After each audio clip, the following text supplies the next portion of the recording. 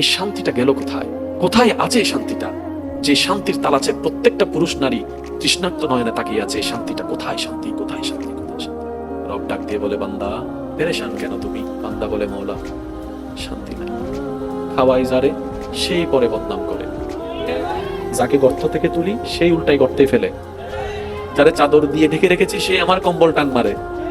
মওলা আমি যাকে বুকে টেনেছি সে পিছনে ছুরি মারার জন্য প্রস্তুত হয়ে আছে। এমনকি যাদের জন্য দিন রাত খেটেছি, এক সময় সেই আপন জনেরাই, বউটা, স্বামীটা, সন্তানটাই চোখ পল্টি মারে, আমাকে আর চিনতে পারে না। যতদিন দিতে পেরেছি আমার চাইতে ভালো আর কেউ নাই।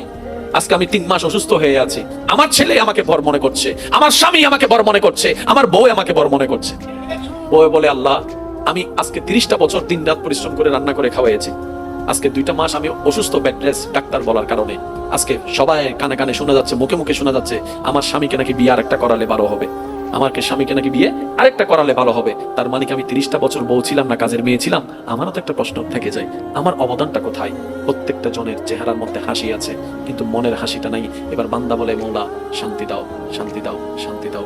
রব বলে যে শান্তি তোমরা তালাশ করছো, আমি রবের দরবার ছাড়া ওই শান্তি আর কোথাও পাবা না, আর কোথাও পাবা না।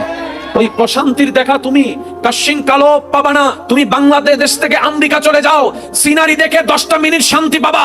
কক্সবাজারে গিয়ে ঢেউয়ের মধ্যে গেলে কিছুক্ষণ তুমি আনন্দ করবা, 10 দিন পরে সেই কক্সবাজার তোমার কাছে বোরিং লাগা শুরু হয়ে যাবে, সে সিডনি তোমার কাছে বোরিং লাগা শুরু হয়ে যাবে, মালদ্বীপ তোমার কাছে বোরিং লাগা শুরু হয়ে যাবে। কারণ বারবার দেখতে একটা জিনিস ভালো লাগে না। এই শান্তি তুমি কোথাও পাবা না যেটা তুমি খুঁজছো। বান্দা বলে, মওলা দাও না, কোথায় পাবো?